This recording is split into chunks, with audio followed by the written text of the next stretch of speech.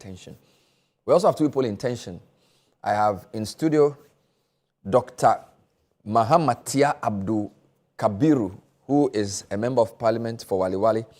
He's also, or he used to be, economic policy advisor for the former Vice President, Dr. Mahmoud Bawumia. Doc, welcome to the show. Thank you very much, Bernard. I also have Associate Professor of Finance and Economic Policy Advisor to the current Vice President, Sharif Mahmoud Khalid. Welcome to the show. Yeah, thank you.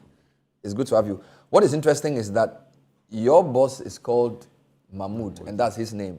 And your boss is called Muhammad, and that's his name. That should advise you on how you should conduct yourself. I'm also happy to say I have a partner for strategy and transactions at Deloitte, Yao Latte, Apia Latte. He's joining us virtually to give us some perspectives on the budget. Yao, good evening. Thanks for joining us. Yes, good evening, Bernard, and good evening to your viewers. I know you have a big day tomorrow with your own post-budget analysis. So I'm going to start off with you. Why do you guys take the budget so seriously? I mean, you in particular, every time a budget is ready, you work overtime, putting all the all the charts in place, do big presentations. Of all the things the government does, why is the budget so critical? Yeah, so thank you very much. So we've been doing this for well over 10 years or so. And we do this to help our clients first and foremost, and also help with government policy.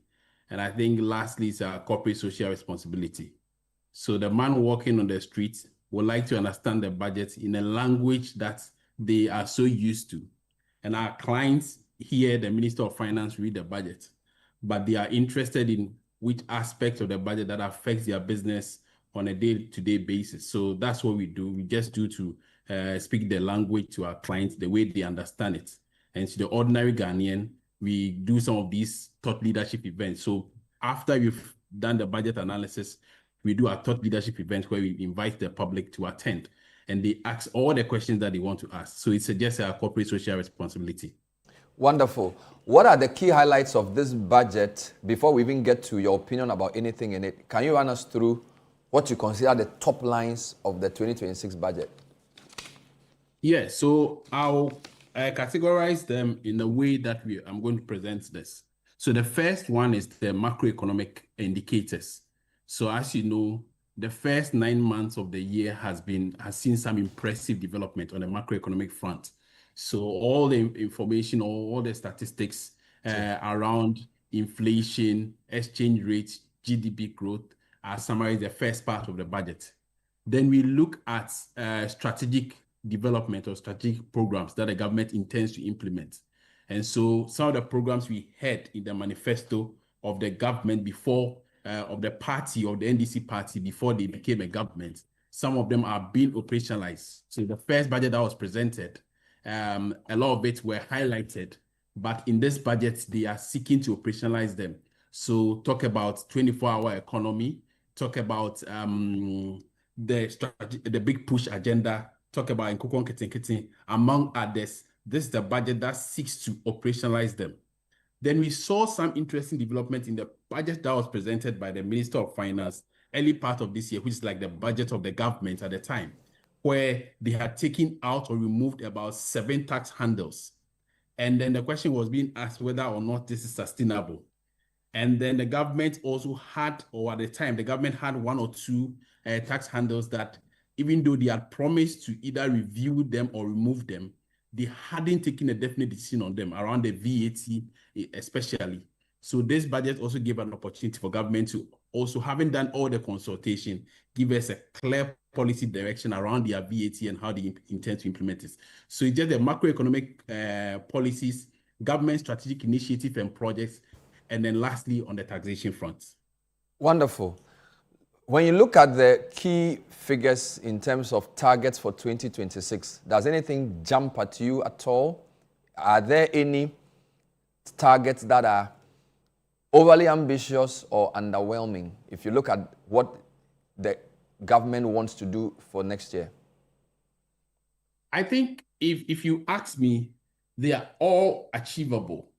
And in a sense that if you have achieved GDP in the first half of a year, your GDP growth about 6.3, and then you are projecting end of 2026 to achieve about 4.8. And even the year that you are in, that you are around 6.3%, your target is about 4%, and you are only increased by 0.8 percentage points in next year. I think it's just something that you can achieve.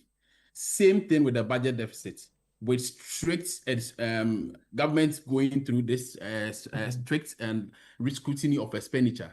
We expect that the budget deficit that they have projected, which is still under the 5% fiscal responsibility cap, they will still be able to achieve it, particularly with the headmaster in the room, the IMF being around. So I think a lot of the policy and target, and as well as inflation. So inflation target for next year is 8% plus or minus 2. Inflation reported for October is 8%. And we have achieved the single digits far ahead of what we even projected for the year, because we project to end the year at about 11.7. As at October, we've achieved 8%. And we are projecting 2026 to end at 8%. I think these are not ambitious targets. They are targets that are achievable, except maybe we are not disciplined in one or two areas, then we may miss some of these targets. Do you think he's deliberately setting low targets so that he will say he's done well? So because as we speak, he has 4.8 months of import cover. He's aiming for only 3 months end of next year. As you rightly said, he's growing at 6.3 this year. He's aiming at ending the year next year at 4.8. Is he deliberately setting weak questions so that come December 2026, you say, I overachieved? Is that what Atuforsen is trying to do here? I think government is also being mindful of some initiatives. And a very good example is capital expenditure. So when I go through the presentation, you realize that in terms of expenditure allocation, for the first time in about 5 or 6 years, capital expenditure has gone over and above the 13 percentage point mark. So capital expenditure in the last 5 or 6 years, capital expenditure between 11 to 13%. This time, government is projecting an ambitious amount of allocation of about 19%, approximately 20% to capital expenditure. What that means is that government is likely to spend a lot more in 2026. The risk that will lead to increased activity and increased productivity, and also may affect some aspect of the economy, including inflation and maybe demand for forex, etc., is there. So government is not just setting targets that it may not be able to achieve. It's also being mindful of the fact that this time, because they are being accused of not spending, they are going in big and they are going to spend a lot more.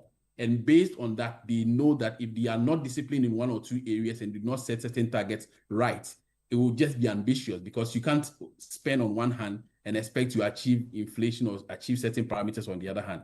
So they are just being mindful. But I feel that they could have set some aggressive targets as opposed to what we are seeing here, because I think they are moderate as opposed to being aggressive. So let's pause on the targets and the macro performance, take comments from the studio, and I'll come back to you on some policy initiatives. So, Professor Khalid, when I looked at the targets as put out there, they seem very achievable. And as Yao is saying, it seems as if Atu is trying to manage expectations, because he's growing at 6.3, yet he's saying next year you grow at 4.8. Yeah. Meanwhile, he's telling us he's going to do economic growth stimulating policies like the big push and stuff like this. It's a bit funny. Yeah. And also he's having inflation of 8% already, and he says he's going to maintain it at 8. Yeah. He has almost 5 months of import cover. He's aiming at only 3. So you look at it and you wonder whether he's deliberately sort of, So what are your thoughts on that for your starters in the studio? Well, Bernard, thank you very much, and happy to be here with you again, and thanks to your good evening to your cherished listeners out there. What Minister Forsen is basically trying to do is what I call, to sum it in one word, is prudence.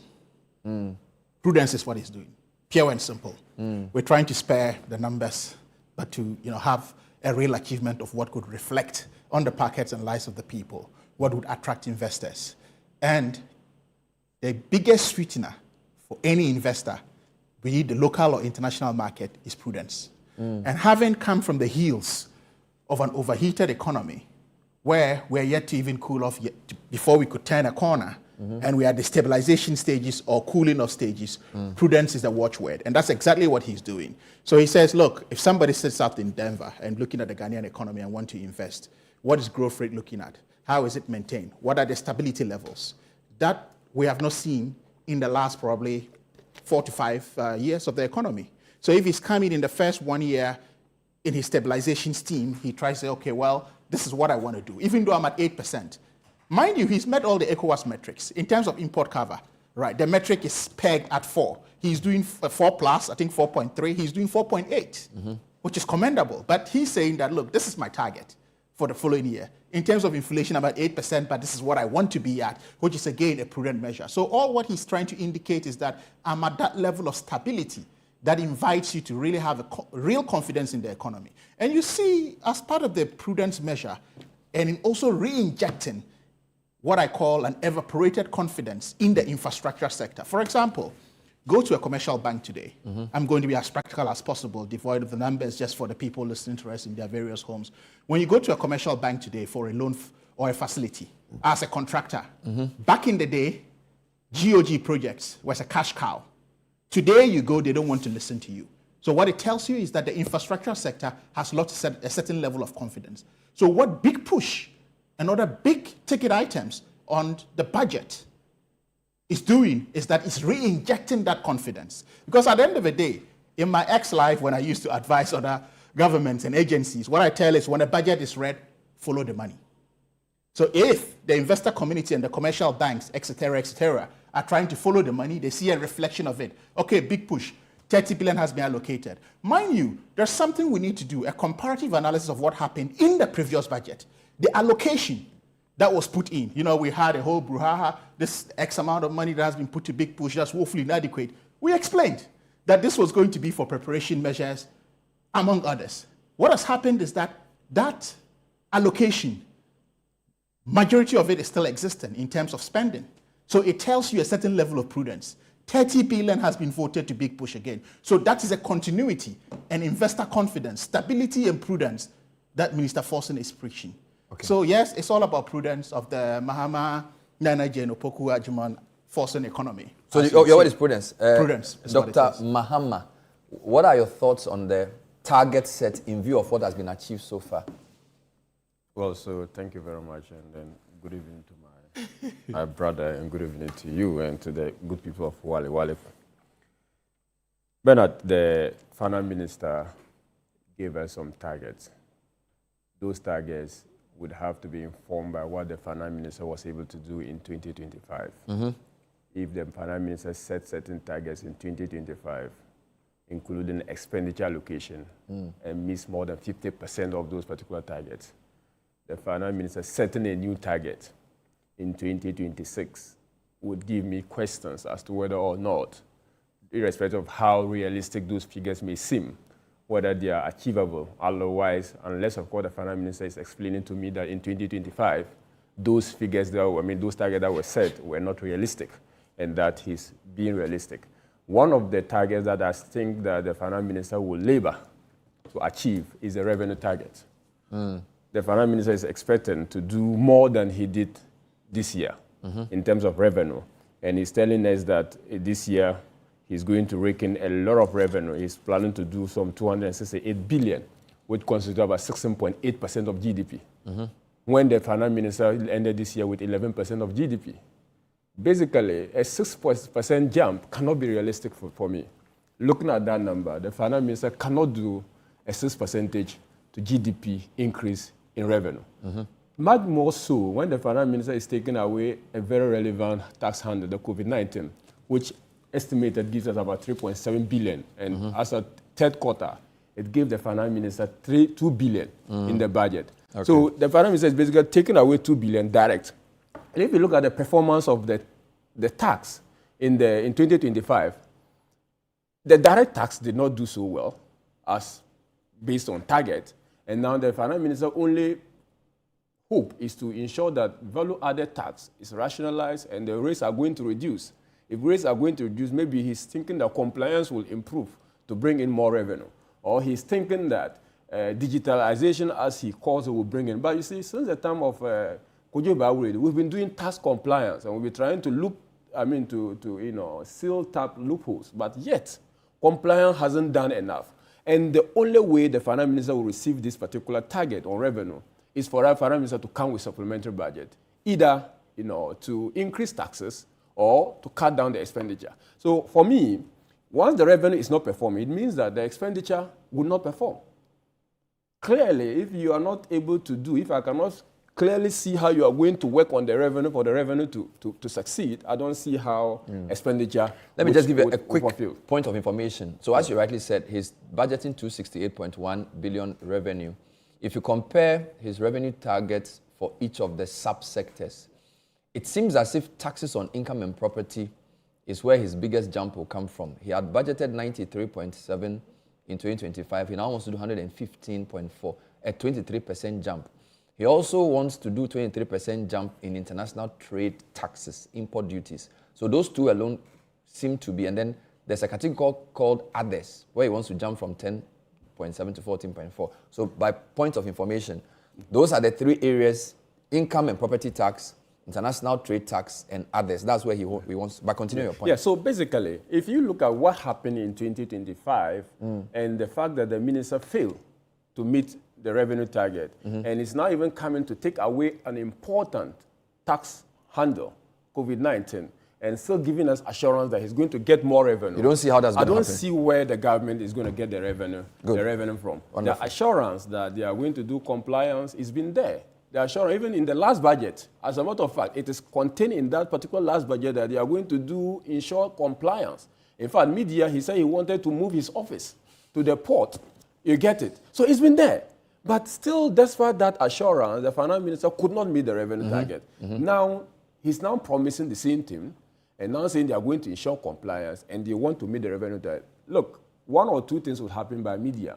The finance minister will revise the targets down, and we take note of that. The finance minister will revise the targets down, or the finance minister will come to introduce more taxes in order to meet the revenue, the expenditure. We'll come to the expenditure when we are discussing expenditure. And I think that the allocations are so unrealistic because you allocated 51 billion to 51 million to Women Development Bank. You could not fulfill that. This year you are promising 104 million. 401 million. You promised 100 million to a Jimawura program. You could not fulfill that. This year you are promising another 100 million. You promised 100 million to, 1 million coders program. You didn't fulfill that. This year you are promising 100 million. You are now promising additional 100 million for the fight against Galamsey. You are promising even more, for the, he promised what we call the Teacher Deborah Initiative. That was not delivered. And this year they are not even talking about it. So when you look at the allocations always look good. You'll be happy when you make the allocation. But when you look at the implementation, the actual execution, you realize that almost all the key flagship programs, the government has actually failed to meet the allocation target. And the worst of it is also the fact that the government seems to know where the mouth is, but it doesn't know where the pocket is. Basically, consumption has increased. For the year 2025, government has increased the wages and compensation, but capital expenditure has decreased. Big push. The government allocated some 13 billion. 13 billion last year. 13 billion last year, and they were able to do only 7 million. And now he's allocating 30. 30. So if you allocated 13 billion and you were able to do only 7 billion, and you are hoping to do 10 by close of year, how are you going to make up for the difference of 7 billion? And now you are even promising more, that you are going to spend 30 billion. And if you look at the whole infrastructure budget, he's trying to do some 76 billion by putting everything, grants and loans.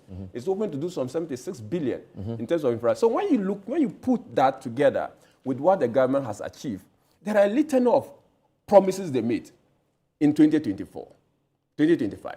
They were not able to meet the revenue target. Even 100 million was allocated for the payment of assemblymen. As we speak, they have only been able to take only 3 months. The remainder of the 9 months or 9 months, we are yet to see where the money is coming. So when you put that together, so for you, the revenue is not realistic, and the performance for expenditure was also not attained for this year. So you are not hopeful for next year. Exactly. Let me take a breather. When I come back, we'll look at expenditure projections and what that says about this government's priorities. I still have Yaolate joining us, and I have the two men in studio. Stay with us.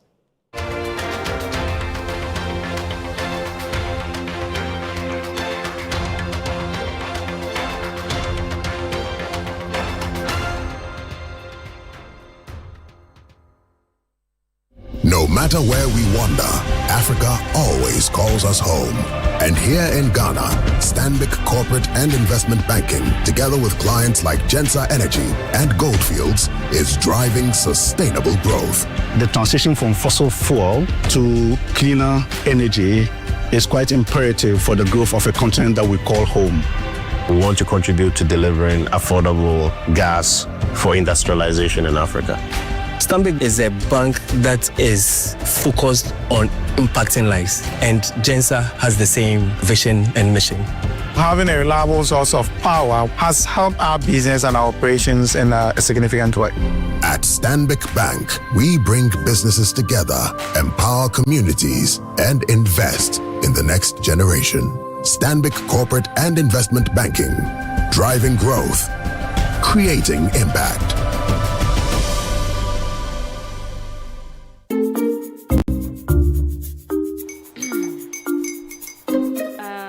Kwame and his uncle are almost here. Wait a minute. This one too, your friend Kwame. Wait, Kwame. As in the same Kwame again? Yes, Mommy. I'm the second coming. Into all this tension just to reintroduce that broke boy from Kaswa. Why would you deceive the family like this again? Now I understand the whole delay. Troll from Kaswa dear. Why wouldn't he be late? Or be late? Of course.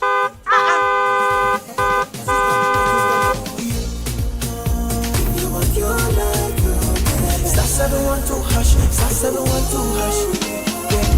You go be the luckiest. Copy from Georgia be luckiest. From not the block, she be luckiest. Yeah, you go be luckiest. No matter why you're lucky. Everybody go be that luckiest. That's Kwame! Send your God up boom. If you put it toy, so would the coming of the Son of Man be.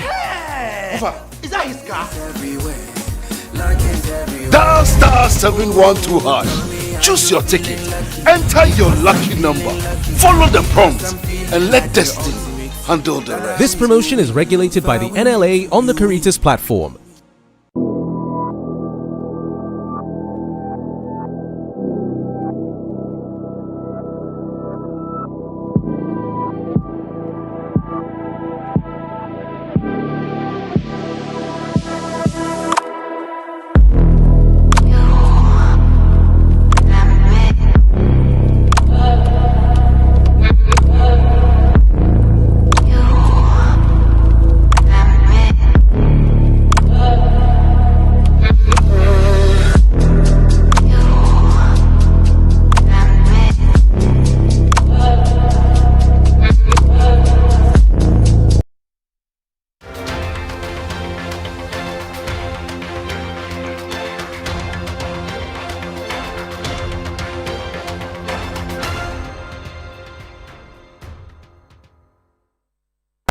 We're live tonight on the Point of View debating the 2026 budget. My guests are Sharif Mahmoud Khalid, who is an economic advisor to the Vice President, Professor Jenano Pokwa-Jiman.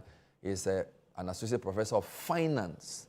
Dr. Mahamatia Abdul Kabiru is an economist.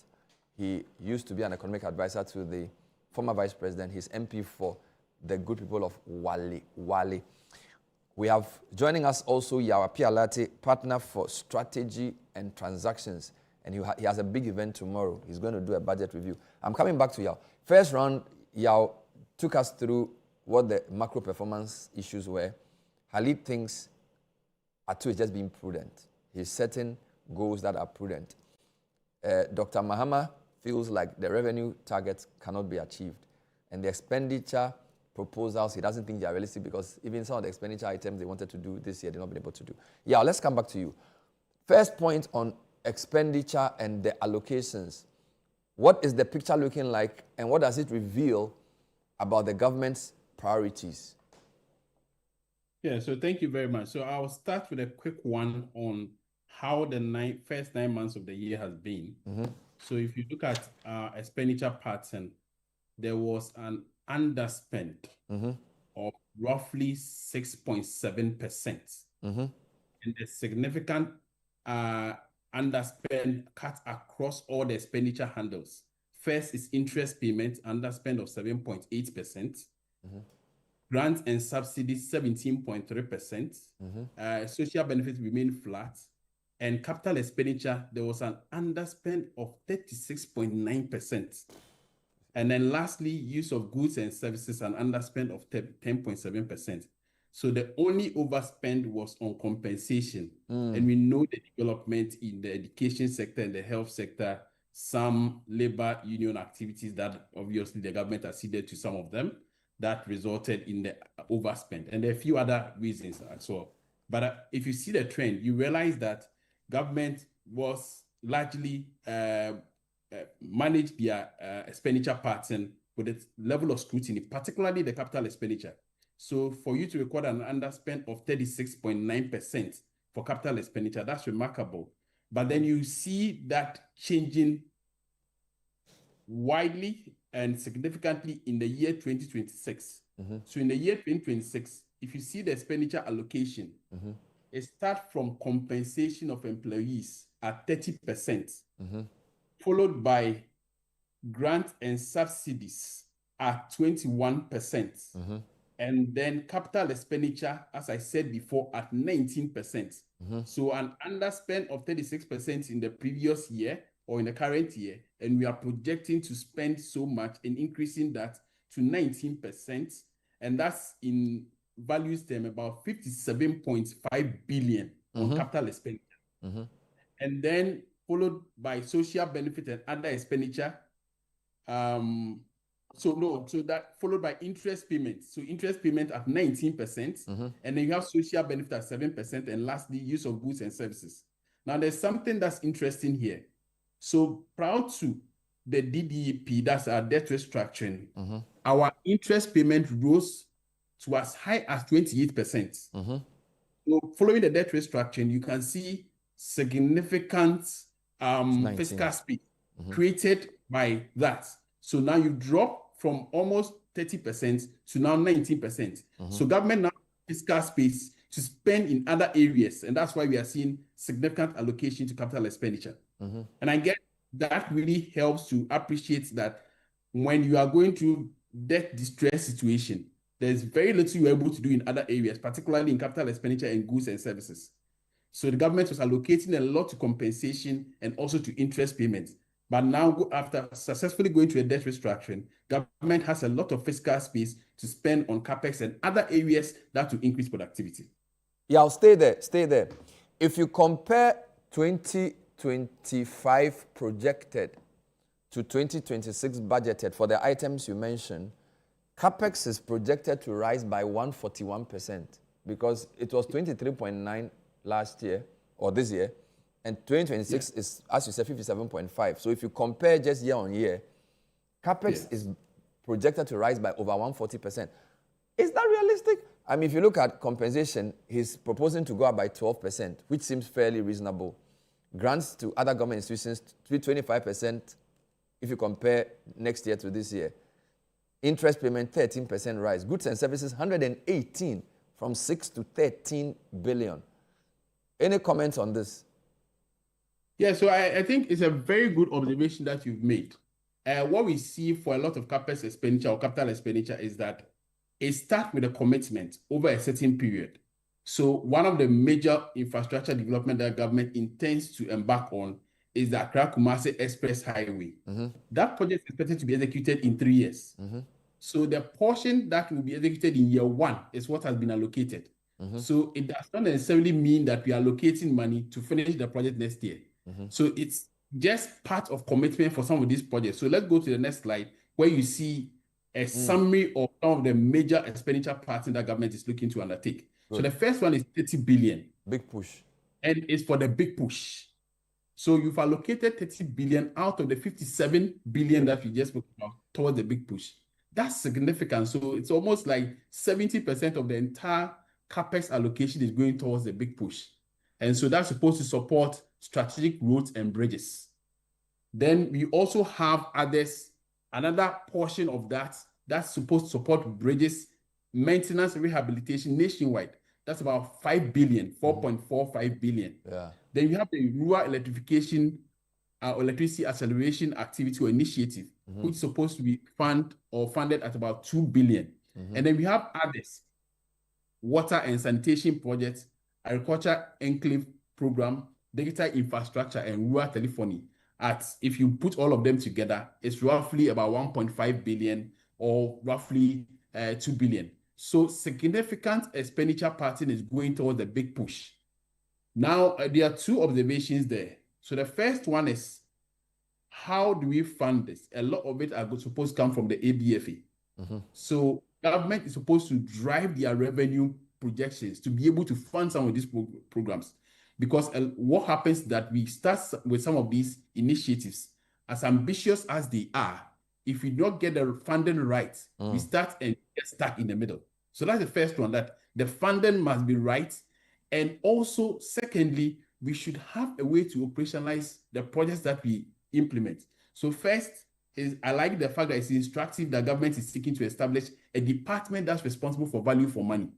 So we should not just implement projects or spend money because we have money to spend. We should spend money on things that are adding value to the GDP. Because what it means is that if you put some of these expenditure patterns in capital expenditure, your debt to GDP ratio goes down because the value of your GDP increases. So even if you are borrowing to fund these projects, your debt GDP remains flat or reduces.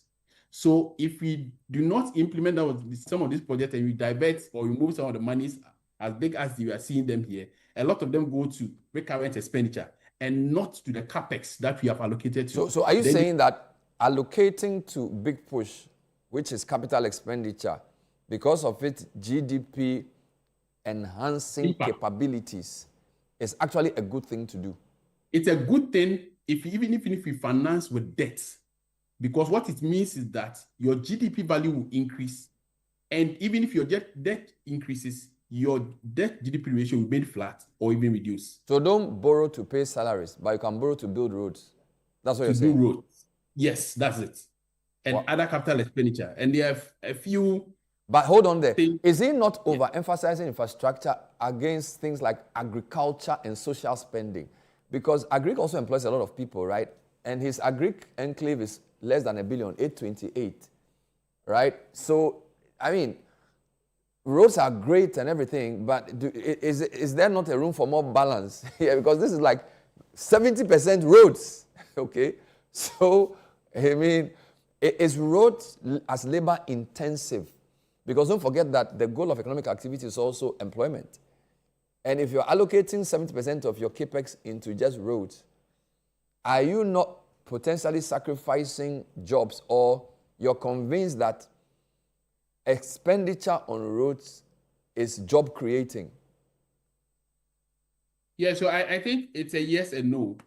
So yes, likely because some of the projects that we have, particularly let's say Cocoa roads, you have Accra Kumasi Express Highway. It's actually an intercorridor project. So you are supporting business activity, not only for Ghanaians, but even for landlocked countries. So we are going to have like double or triple benefits when you put money in expenditure. The other thing is that there's also some significant allocation to social benefits. So some of the projects that government intends to run, like in Nkron, among others, we think that those initiatives are good, but they should be driven by the department or institutions that are known to implement those projects.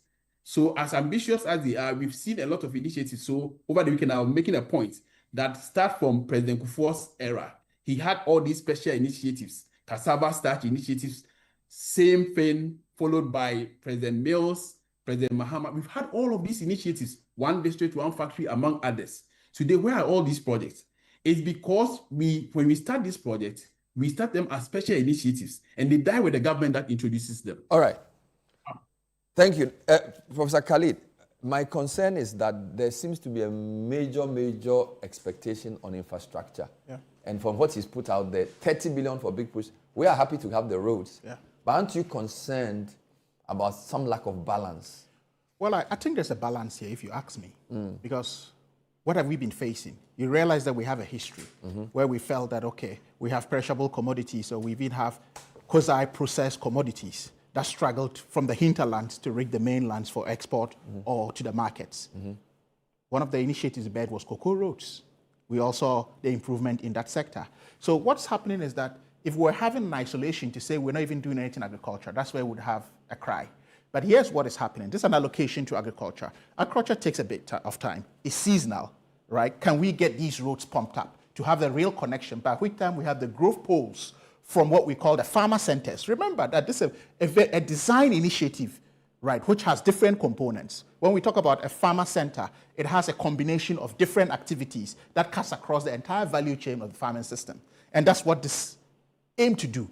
So there's a growth from the commercial hinterlands in farming activities that grows to meet the infrastructure in terms of roads, bridges, et cetera, that needs to connect to it. But I think my brother Kabiru made some points that I have to have. On revenue. On revenue, that I need to have a bit of rebuttal to. I saw the comparison, which is easier for him to make a comparison to GDP. But if you look at this, in terms of total revenue in 2025, we're talking about 226.5, right? At a projection of, in 2026, 268.1. Then a change in that would give us 4.6. Now, that is total revenue. In terms of tax revenue, we are talking 181.6. 2026, 268.1 with a change of 86.5. So this, in absolute terms, what does it tell us? I'm going to be contextualized here in terms of the dealings we're looking at. He's talking about whether we can meet the targets or not. In their budget of 2021, they had a revenue target of 53.7 billion, right? They outran it to 55.1 billion, owing to what? ICOMs, right? So if Minister Forson is saying that I can have growth, if you can do it in 2020 amidst massive borrowing, right? We are doing it, right, with a GDP growth of, from 4 in 2025 to 4.8 in 2026 with a change of 0 or 0.08%. We are doing it with an inflation of 11.90 in 2025 compared to 8%. You were doing it with an overheated economy. Why can't we do it with the prudence within which we are existing in that space? So I don't know where Kabiru's doubts are coming from. Mind you also, when we talk about taking away COVID-19 levy, right, we're putting 17 point, if you compute it, we're putting 3.7 billion into the pockets of Ghanaians by taking that off, literally. Now, waking up the real... It may go to companies. It may go to companies. The company may not pass it on to the consumer. Well, but the companies are owned by individuals. Yeah, but they don't exist in isolation. No problem. But we know that... but it goes somewhere. If it goes into people's pockets, it's better. Yeah, but it goes somewhere which serves as an incentive as well. If the company is incentivized, it's going to employ more people. You pay taxes very well. So there is a ripple effect to that. So in terms of that, we're talking about taking 21.9%, right? Reducing VAT to 20%. Again, this is reducing the cost of business by 5%. What else do you want? Now, within the compliance scheme of things, there's a lot more apart from technology, right? Punitive measures. How is that going to be used? Is that going to be reduced? But as you go, that's not even static. A government revises to say, okay, well, I'm not meeting XY revenue. What can I review to do this? It might not come in technology. It could come in different forms of tax motivation that brings or attracts something into the government kitty. So when we're talking about compliance, we're talking about real issues happening here. In terms of property tax, this is a very less explored area. And look how ambitious the budget is in trying to meet that. And look at all this revenue, or looking at us, or staring at us in property tax. If we actually are going to have the real commensurate payment of such a revenue coming to the government kitty, what that will reflect. Well, so there's going to be a balance here. I didn't see a specific policy initiative around harnessing property tax. All I saw was that he has jacked up the expectation from 93.7 for this year to 115.4. Well, but he didn't tell us how he was hoping to generate more property tax. You don't expect that in a photographic budget. Well, for some of the things he said, some of the things for example, when it came to the port issues, he said he was going to use AI to reduce under-invoicing and misinvoicing. Yes. So at least he gave us an idea. We don't know anything about property tax. But my point is, this budget has been read. Parliament itself is even having a post-budget review. Kabir, I'm sure you attended. So what happens is that you can't have a solution to every issue flagged in a budget. No problem. But you have, an addendum coming through, right, in terms of backing and preparation stages as to what to do in terms of that delivery. But the fundamental thing is that he's identified a less explored and untapped area, which is property, and is ambitious enough to go after it, right? And that in and of itself is something we need to look at. So for me, I think that that's very important, other than Kabiru trying to have a song and dance here. when you have the big push. Again, you talk about. I thought we should. But he made a point about you budgeted 13 billion for big push this year. Yes. You at the time of this budget, I think about 7 or. What was he expecting us to spend the rest of the money on when we were in preparation stages? No, Songs have been cut now. Right? No contractor has read an interim certificate whatsoever has not been paid. Even awards of contracts were not done at the time. So what the allocation, when they made noise around that time, it was for preparation stages. So you should even be asking that, how come Minister Forson and his team were able to spend X amount when they budgeted X for preparation? Some prudence might have happened somewhere. So rather than look at it. You are sure that before the year will end, the 13 would have been spent? Well, it must not necessarily mean that the 13 would have been spent. But what it's saying is that invariably, this is telling us that part of the 13, at least 10, yes, still exists, and could be plowed back into something else or rolled over into something else. He talks about the Women's Development Bank as though the money allocated has not been put in a separate account waiting to be used for its intended purpose. So when he goes like saying, you can't fulfill this or you haven't fulfilled this, that doesn't reflect the real intention of the budget. We're talking about disbursement, we're talking about allocations, which have all happened. So I think that the song and dance here might be done contextually and in tandem with the reality and reflection of what the budget has done. I see. Kabir, I'm a bit confused about some of the points because he said his boss, of course, the finance minister, is being prudent. That was his first round. Yeah. You think he's being too ambitious in his revenue target? I find that quite interesting. And now, on expenditure, what do you think? Based on what we've seen. Yet they met an ambitious revenue target in 2020. So the issue he raised with ambition in 2024 and 2021, first and foremost, it's not factual right that growth was 4% in 2024. The GDP growth for 2024 was 5.7%. End of year. Was 5.7%. Fair enough. That growth rate compared to the world managed economy is how much? It's 1%. That is one. Half year for 2024 was 7%. GDP growth for 2024 was 5.7%. When you had a deficit of 11.7%, highest in the history of this country. You had all the time. Let's not do this to our viewers. Okay. We're stating facts here. And the fact is that GDP growth it was 5.7%. Was 5.7%. Correct. It wasn't 4%. Correct. And half-year growth was 7%, and this year it is 6.3%. That overheat economy in 2024, in terms of the macroeconomy, in terms of the GDP growth, was doing better than the economy now. How? The figures raised. You said half-year was? Half-year was 7%. GDP growth for 5 years. 5 year was 5.7. And I'm saying that this budget. Yes, I'm saying that this budget presented half-year, it was 6.3%. I'm just making comparison because I compare half year to half year, end year to end year. Half year last year was 7. Was 7%. I see. And half year is 6.3. So I'm just saying that on the figures, I'm not saying that some macroeconomic indicators are not better than they were in 2024. That's not what my argument. Okay. I must admit that inflation is better than it was in 2024. The stability of the city is better than it was in 2024.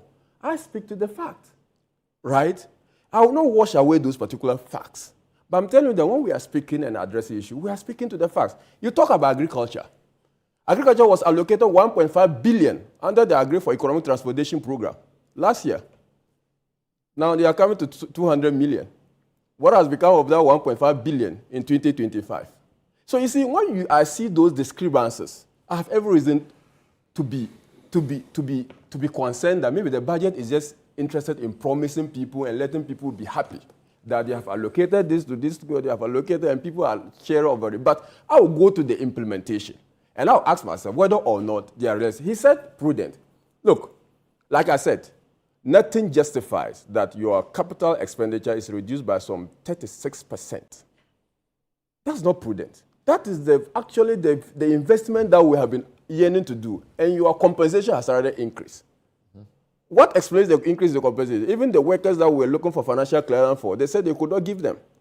So you cannot convince me, a rational person, an economist, that you are increasing compensation expenditure and you are cutting down on capital and say that is prudent. That's not prudent.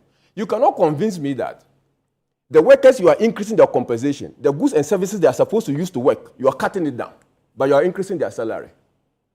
I mean, or you are employing more people. The fact that we society have gone up doesn't necessarily mean no. Just mean that government came in. The allocation could be more because the government came in. More people. The government came in. No, the government came in with a budget of 2025.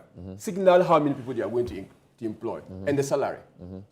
So you cannot tell me that all of a sudden you decided to employ people when you did not plan for them. No, I'm saying that if the expenditure on compensation goes up, it could mean either you are paying the same people more or you are employing more people. And I'm saying that the government came in 2025 with a budget of how many people they were going to recruit and the salary. And that reflected in the 2025 budget. So to find that budget be more than it was budgeted means that it's either allowances that have been increased for those people or they are paying them more than they budgeted. Or maybe organized labor. Organized labor, we are all in this country. Organized labor was asked to sacrifice. And they were given 10% base pay increase. It was factored into the budget. So that expenditure overrun on the compensation, what does it signal to you? It signals that maybe probably the ADC's allowances that they have increased without recourse to probably the discussion, because DCs who were taking some 5,000 are now taking over 30,000. That probably explains it. For 2025? 2025. Is that correct? That probably explains it. Then let's establish that figure of the 5,000 I am telling you that. Let's verify it from your production team. Yeah, so they can verify that. They can verify that. I don't have issue with that. So that can be done. So you see, and you again mentioned an important point, property tax. You cannot tell me you want to increase a certain revenue without giving me an indication how you want to fulfill that. And he says that, every bit of it you cannot expect to have photographic view of everything in the budget. Why did the minister tell us that he wants to increase duty? And he's telling us how he's going to increase. As a matter of fact, I'm coming from a discussion on the measures he wants to improve on the tax. The contracts he wants to sign, some of them are international contracts which require parliamentary approval. And from that discussion, that will give him comfort. Okay, that probably is addressing this matter. But you cannot just say that you want to jam property without telling us how you want to do it. Remember, the discussion about property rates didn't start today. It did not start today. We have done this particular analysis. There was even an implementation team. It didn't kickstart because of certain challenges. Differences between the local government and the GRA and central government. Those differences are there. Is it going to activate that system? We need to know. Okay, but just to clear, each assembly member is receiving 1,300 cedis as their monthly allowance. Exactly. And with the current release, each assembly member was entitled to 2,600 Ghana cedis. That's for 3 months. 2 months. Yes, 3 months. It's 1,300. Yes, so it's for 2 months. So that means that about even 10 months, in fact, we are actually in the 10th month. So let's say about 8 months haven't been paid. You get it? So that is the nature of the expenditure. Well, so for me, I don't see it as one thing. We must admit the government revenue is not performing. And once your revenue is not performing, you must begin to cut down your expenditure. And when you are cutting down expenditure, it doesn't show prudence. Unless, of course, you are saying that you are not prudent in budgeting.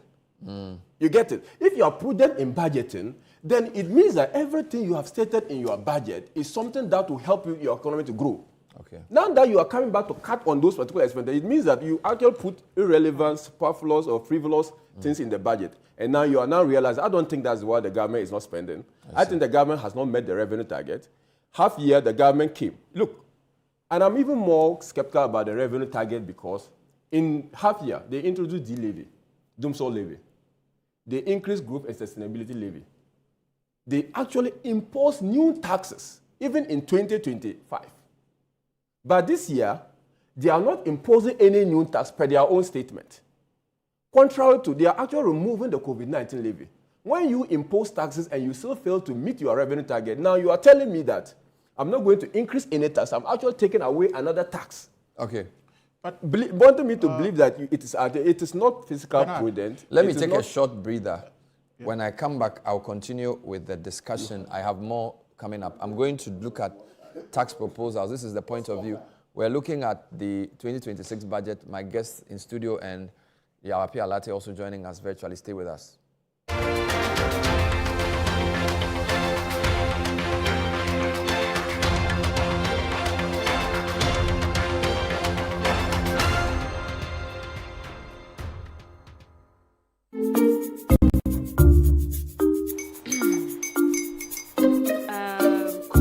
Uncle are almost here. Wait a minute. This one too, your friend Kwame. Wait, Kwame. As in the same Kwame again? Yes, mommy. I'm the second coming. Into all this tension just to reintroduce that broke boy from Kaswa. Why would you deceive the family like this again? Now I understand the whole delay. Troll from Kaswa dear. Why wouldn't he be late? Or be late, of course.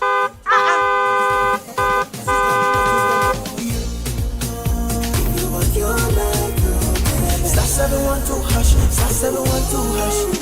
Yeah, you go be the luckiest.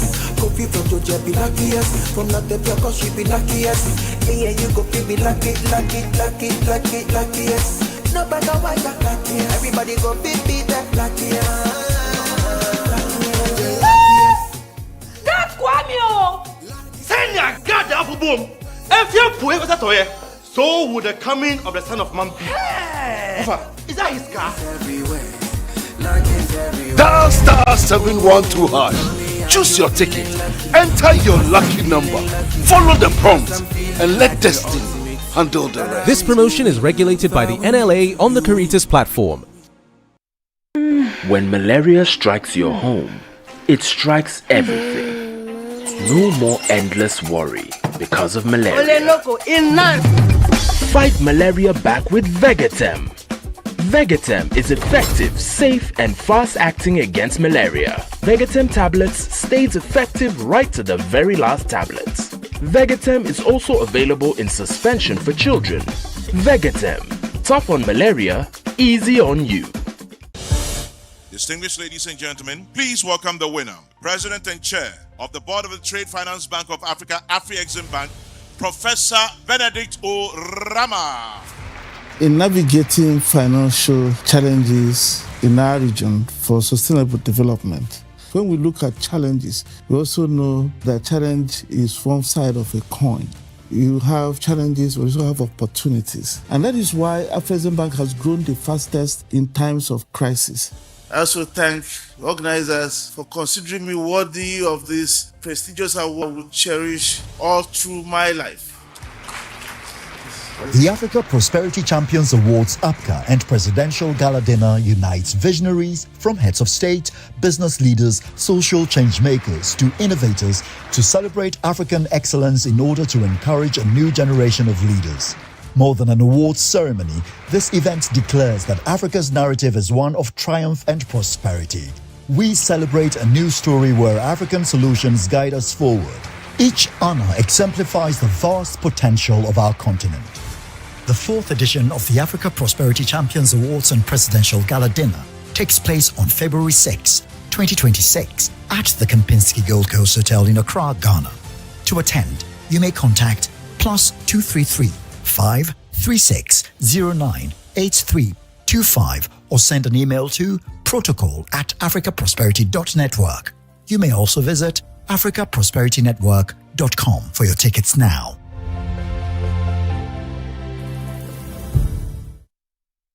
Papa no no, papa no no, papa no no, papa no no, papa no no, Ankasa. Polytank is everywhere, durable and authentic. Stronger brand you can trust. Polytank, we get some more Rambo and get some more super. And the Polytank we did. Polytank, papa no Ankasa.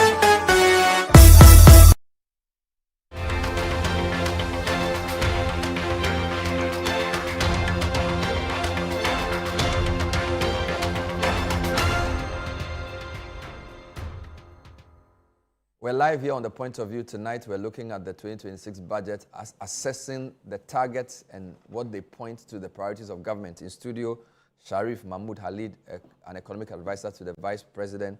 He is also a professor of finance. Dr. Mahamatia Abdul Kabiru is the MP for Waliwali. He's an economist. He used to advise, I'm sure he still does, the former Vice President.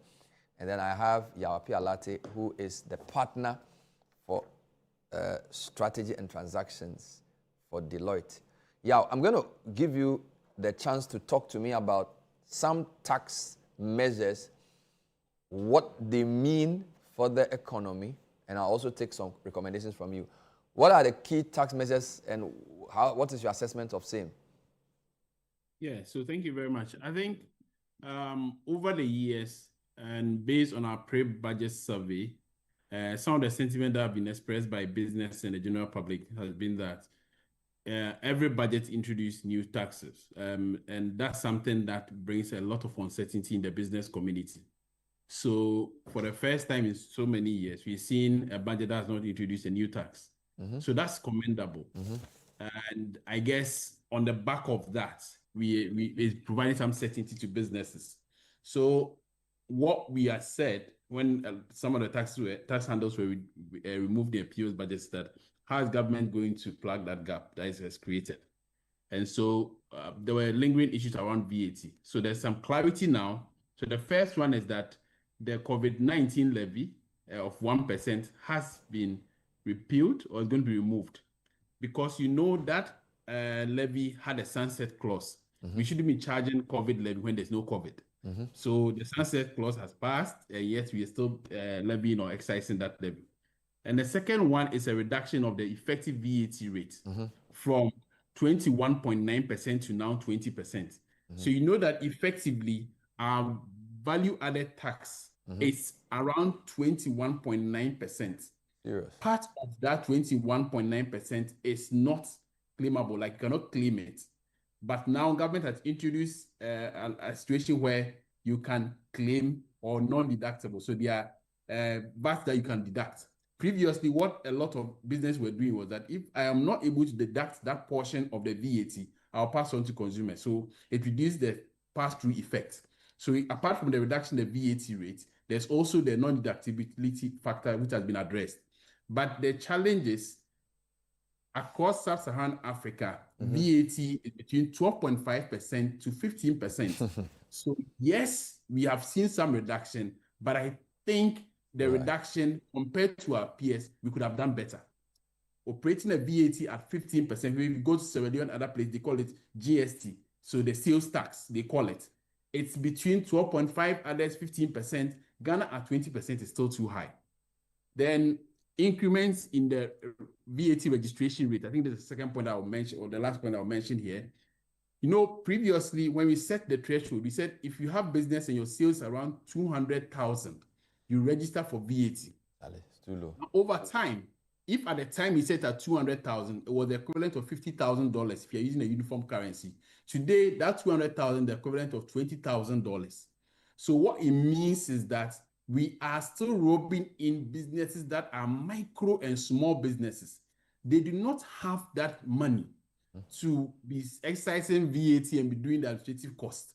So if you increase the threshold from currently 200,000 to 750,000, then you are moving it to medium and large scale businesses who have the funds to run through or manage the administrative cost of excising or managing that VAT. So that's a very good thing. And I guess these are some of the conversations that we can have going forward. One thing... Quick point, what does the decoupling of the...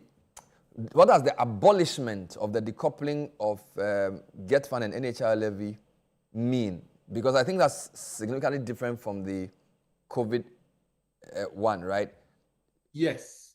Does it also reduce how much tax we pay? Yeah. So it will not reduce it. What it means is that you will still pay your VAT, you still pay your Get Fund and NHI levy. But previously, what the government said was that it is non-deductible. So let's put it simply. Today, if this law is enacted, your VAT or your VAT is at 20%. Your NHIL plus Get Fund levy as 5%. So if the VAT is at, let's say, 15%, your NHIL and then COVID and then Get Fund and Get Fund levy takes you to 20. Now that 5%, previously the government was saying you cannot claim it through your input and output VAT calculation. What it meant was that it's a cost to you as a business owner. So you end up passing it to the consumer. Now, government is saying that whole amount, that 20%, is a VAT. You can claim it. So if you have paid another 20%, and then you have also charged someone 20%, you can net the two off. So if you have paid off 20% as VAT, and you have also charged somebody, if you have paid $100 at VAT, and you have also charged $200 at VAT or 200 Ghana cedis at VAT, you can net up the two, and then the net of 100 is what you are supposed to account for. Previously, that portion of get fund and NHIL levies were not deductible. So it means there is a cost or an expense to a business. I see.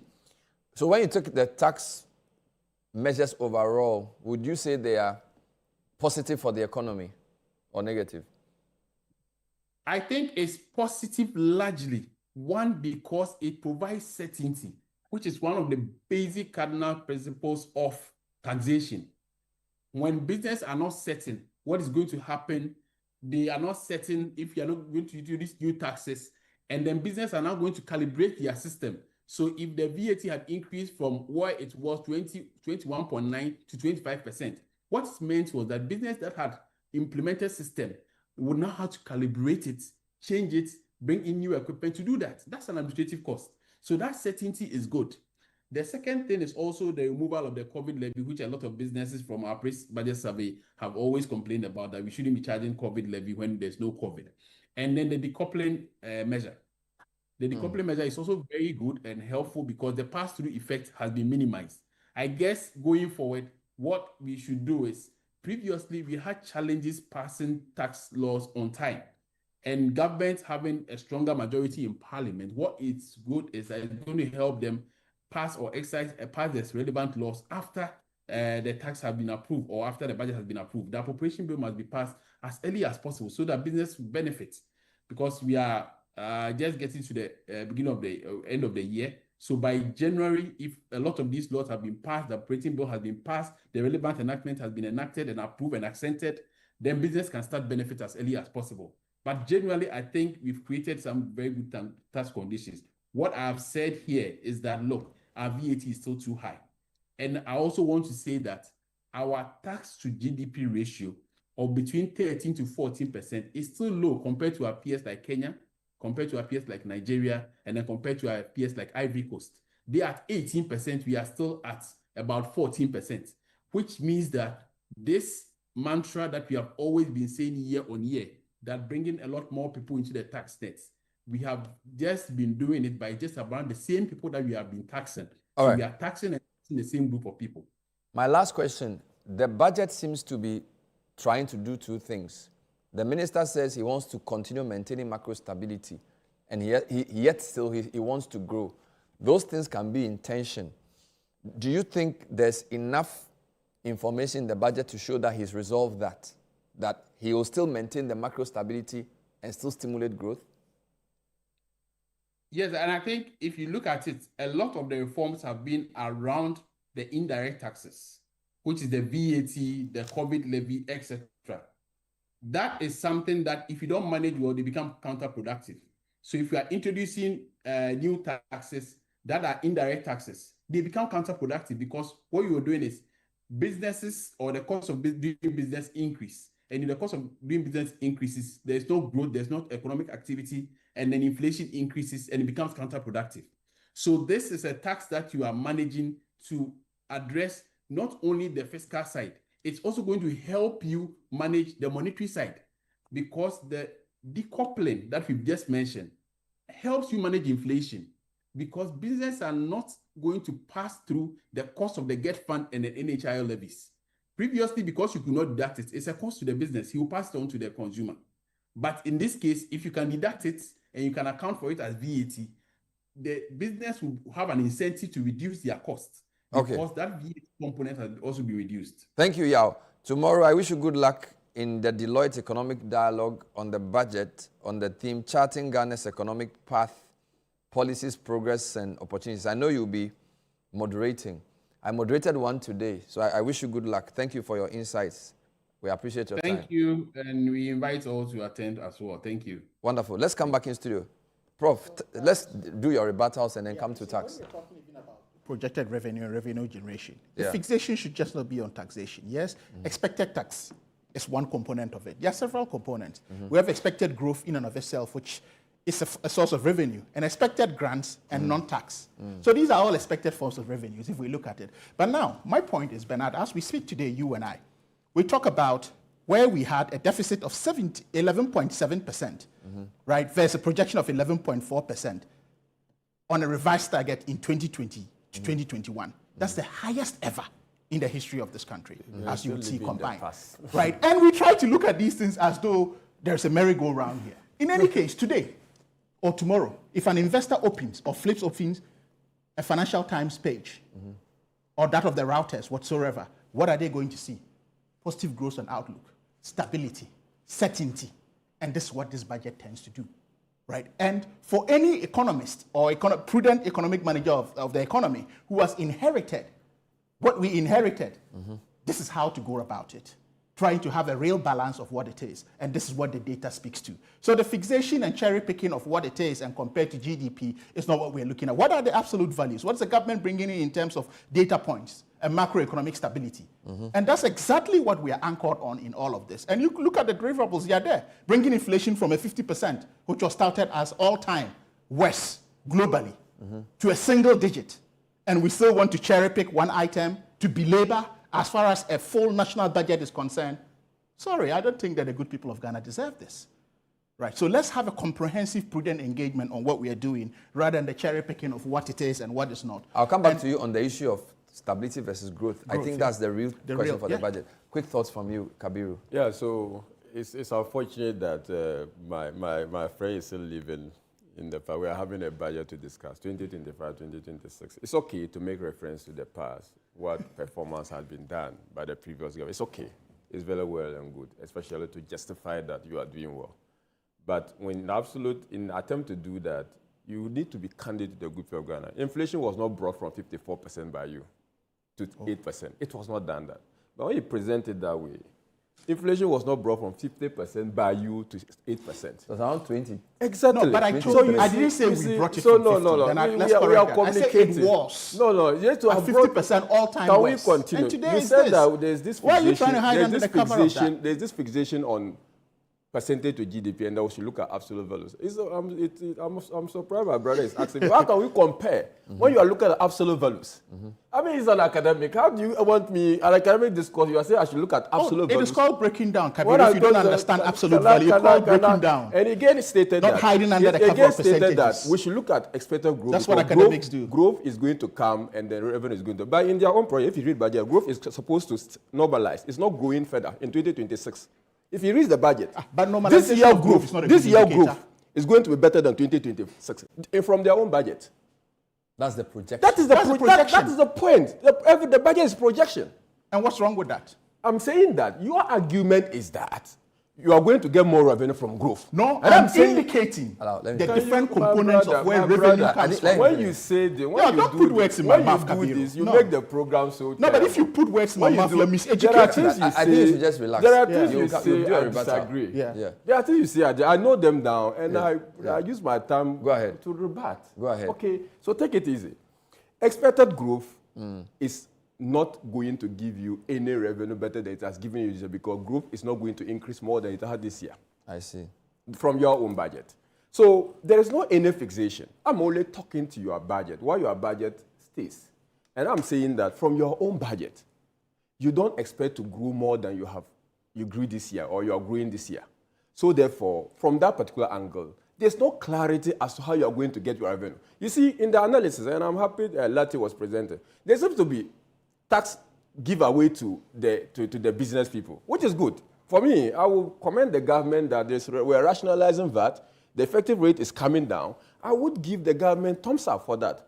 But you see, the downside of it is that your revenue is going to be hugely affected. And that is the point that they are finding it difficult to accept. That once you are doing good thing, it's good, but there's a cost to it. Even inflation.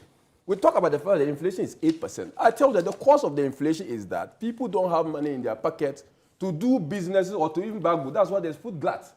Those are the economic trace-off that you need to face. And as any economist, you know that whatever you are given, if you don't take time, there's something that you have to pay for.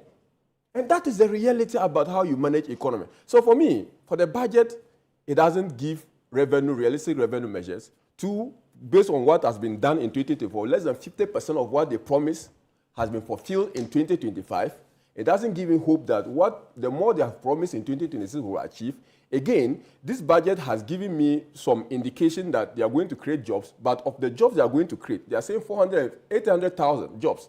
About 490,000 of jobs is coming from construction workers. that does not give me sense of sustainable and decent jobs. That is not the kind of job that good people of Ghana are looking for. That of the 800,000 jobs you say you are going to create under the budget, 490,000 of those jobs are going to be coming from construction workers. Those are not sustainable, decent jobs that the good people of Ghana are looking for. This budget is giving me information as to the fact that they are trying to, bring in a lot of innovations in agriculture. And they mention what they are going to do. But when you promised me in 2025 that you are going to invest 1.5 billion in the Agri for Economic Transformation project, and you did not do that, and you are now coming to promise me 800, it means that we have to ask ourselves, what happened in 2025 such that the investment in agriculture all of a sudden has to be reduced from billions to millions? That is another source of concern for me. When I read your budget tells me that, look, you want to spend on, on teachers. But in the 2024 budget, you told me that you wanted to build 100 accommodation with a budget allocation of 100 million for Teachers Debris Initiative. I have not seen that. I have reason to be concerned that that is not going. I talk about women development. I talk about 1 million coders program. I talk about the fact that this budget actually promised 24-hour economy. And the 24-hour economy has not given me indication of how they want to do that in the budget and this allocation for it. So when I see that, in fact, what even worries me that this budget has allocated 209 million for rebasing the economy. 209 million? 209 million Ghana cedi to rebase the economy. So when I look at these numbers and I look at the allocation, I'm not interested in the fancy allocation. I have to go to the details and ask myself, why will you have to spend 209 billion to rebase an economy when that money you are struggling to even get money to do big push? So those are the concerns I have. And when I'm raising those concerns, that's like any Ghanaian. Even though I belong to the New Patriotic Party, and even who can be a minority of one person, I am a Ghanaian. And I have right to raise those issues. And my duty is to bring out the other part of the budget we've not averted our minds to. When I'm doing that, I'm just doing that out of malice. I'm doing that out of fidelity to the Republic of Ghana. And that MPP might have had these problems. The MPP was not so of the best. Ghanaians had problems with us, right? But when there are problems also looking us on the face, you don't say because I belong to the MPP and because we have some challenges in the MPP time, I should not mention the fundamental question is raising is about, let's look at your performance this year. A lot of the things you said you would spend, you were not able to spend. So why should we believe you for next year? I think that's the main issue. No, but that shouldn't be an issue in terms of budgeting, Bernard. Why shouldn't it be? No, it's a blueprint. And that's what we say we'll do. They demand processes. But it's not erroneous and interesting to want a big ticket item, right, to be stuck to a policy such as 24-hour economy. I mean, it's quite interesting when we have economists expecting that there have to be a number to say that this is the allocation for 24-hour economy. When it has been explained to you the sort of policy it is, what numbers are you looking for 24-hour economy? When you know its implementation and what it's meant to do as far as PPP is concerned. In budgeting for it, it says secretariat and what is to be done. There's a number. So you see, can I get it? You talk about allowing people to speak. Information. It's okay. Right, and to add to your information and to educate you on it, it is for the secretariat. It is not for the implementation as you want to say 10 billion because they say it's a big ticket item. So please try to appreciate what the 24-hour economy policy is before you start demanding. That's what parliamentarians do in trying to have real fidelity to the people of Ghana. Right? You don't mislead, you don't miseducate. Right? And in doing this, what I mentioned about revenues, I didn't say growth, but if growth is being maintained, it's a good thing. Right? But why does if any government of the day, in any economy, in any nook and cranny of the world, meets a revenue target within a first quarter, or Q1, Q2, or Q3, is that not miraculous? Right? It's a process. Right, and we're humble enough to sit back and say, look, what can we do? But I emphasize, which the partner at EY or Deloitte also did emphasize, we are saving in terms of COVID-19. Taking it away does not mean that we are losing something. You see, when you look at taxation, tax has a human behavioral element.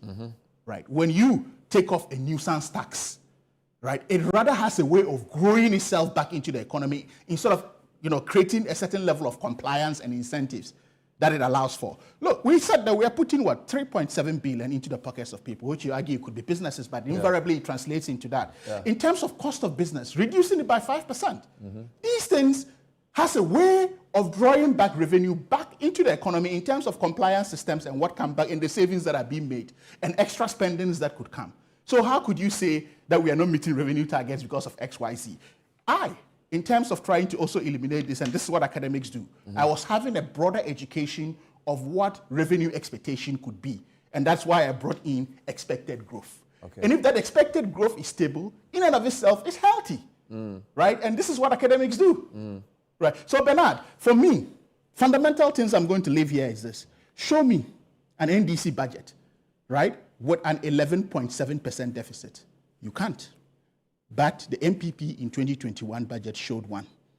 The MPP added 44.9 billion debt in 1 year. No government in Ghana's history has done this. The MPP introduced more taxes in 2001 alone than the NDC did in the entire 2016 budget, if you look at it, right? So what are we talking about here? You look at also GDP terms. They left 7.61% of debt to GDP. What are we talking about?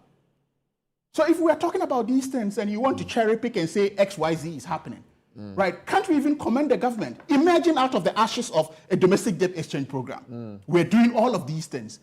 And people still want to cherry pick under the cover of fidelity to the state. We need a real definition of what fidelity to the state is. Just a quick point. And what parliamentarians owe their people.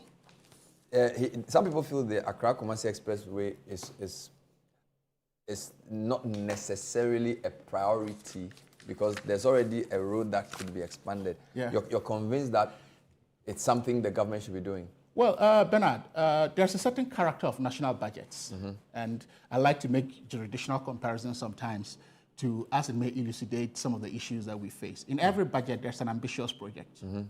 Just as in Britain, when you see the HS2 project, which is a super railway that they have had for some time now looking at. I'm not saying it's the best of the best, but this is our ambitious project, right? When you have a super highway, right, in terms of what it can do in connectivity, as you would know, it is a major nodal point to most of the border cities up north, as you would see.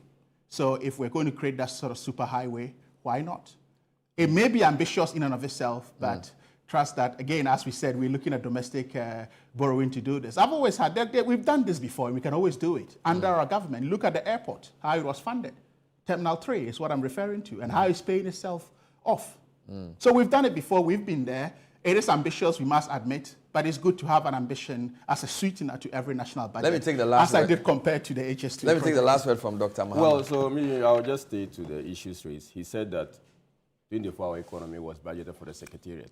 But in their budget, paragraph 1132 states, Mr. Speaker, to unlock round-the-clock productivity, exports, and decent jobs under the 24-hour economy, we are providing an allocation of 110 million. If 110 million is for Secretariat, it's good for the group of Ghana to design that 110 million is for the Secretariat of 24-hour economy. Why I read this? It's not for Secretariat. Unless, of course, the good people of Ghana are okay that 110 million of the Ghanaian cedi is allocated for 24-hour economy Secretariat. The budget speaks for itself. I will not impugn. I think they said it will be private. I think yes, said it will be private sector. This is why I said the programs and the 24-hour economy will be private sector finance. So the financing is not for the allocation. programs. The allocation. No, but the budget is clear. Yeah, the allocation is for the operations. They are looking for implementing. This is clear, unless of course we are reading something different. So what does implementing mean? Implementing means implementing. So if you have a secretariat, your mandate is to implement. So it's 110 million for secretariat. I want to take your words. If you are saying 110 million is for secretariat, I'll take your words. But does the secretariat not implement? What is the function of the secretariat? Implementation by secretariat. No. So what is the implementation? They continue. And they're saying that we are providing an allocation of 110 million in 2026 for the implementation of 24-hour economy program. This will be leveraged with, GIF and DBG and private sector capital to keep financing largely. An investment. So it's an investment. It's an investment. When they say I don't know. Did they break it down? Let me break it down. I don't when know. When they say an allocation to an implementing agency, what does it's it mean? It's not an agency, it's a program. No, when I say I don't know. It's not. It's a program.